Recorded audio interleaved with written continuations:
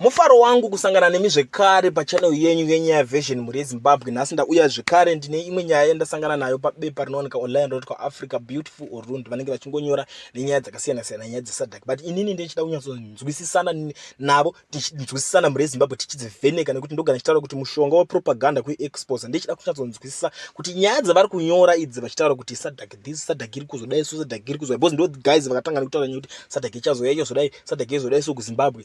Tichida kunyatsoona kuti zvichaperera kupi nenyaya dzavo dzavanenge vachitaura. So inini sanyaya metizhe ndinotanga kuweka nyaya dzisemedzi ndichidzifambira kusvika kwekupedzisira, kusvika taonesana kana pane solution, taona pane solution. Kana vakomana ava vachinyeba, kana vakatumwa kuzonyebera Zimbabwe, tinenge tiri pano kuti ti expose propaganda, every word repropaganda. So muri Zimbabwe panapa ndiri kusangana nenyaya zvekare yavakanyora pabepa ravo, vakanyora kuti SADC denies trying to impose an administration in Zimbabwe. So vanyora vakati SADC will never impose an administration for a member state, as that is the sole mandate of the people of that member state to elect their country's leadership, but the regional bloc has the mandate to assure that member state observe and adhere to the revised standard guidelines and principles of a democratic election 2021, our sources within SADC say. The SADC secretariat is on record as saying SADC does not run elections in member state.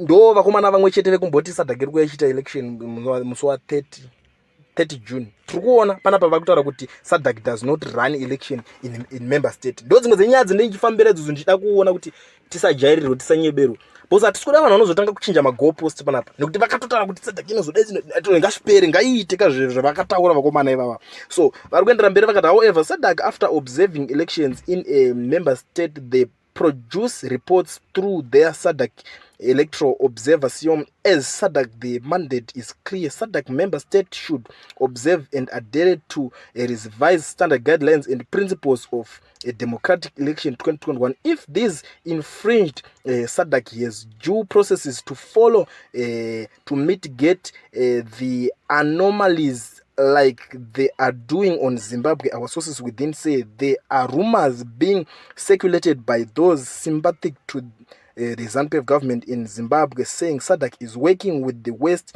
to install the opposition administration in Zimbabwe and effectively removing ZANU-PF. ZANU-PF was removed by the people of Zimbabwe a long time ago. The ZANU-PF was removed by the people of Zimbabwe a long time ago.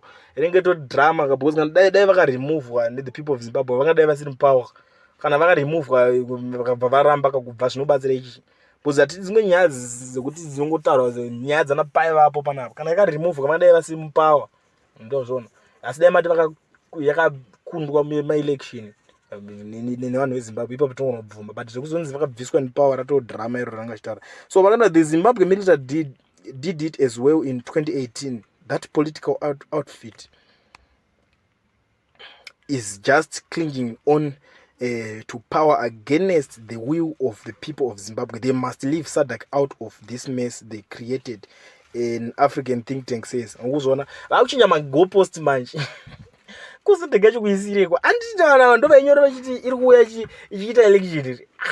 Vodo yadosirweko.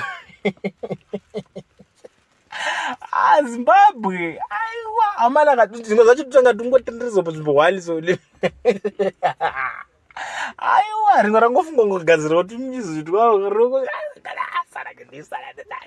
kuti musati hasha, because iwe inini ndakakutotarisa nyaya ndakutoionawo izvezvi manje kuti even pakaitika zvinhu zvakanzira kuti election yapera kana vanhu dai mailongojamuka zviri kuita kuti kwenyika ko zviri pamutemo kangoti aiwa haisati kuda izvozvo ndida kunyeba vanhu vaigona kutowanika plan, but vakatanga nguva SADC inozodai izvo zvakuta kuti an African think tank says aiwa they must leave SADC out of this mess they created.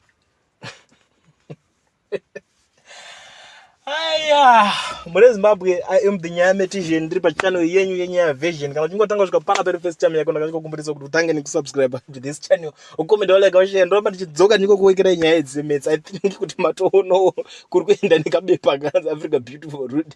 Kana tombotsvaga kuti kakagadzirwa nani.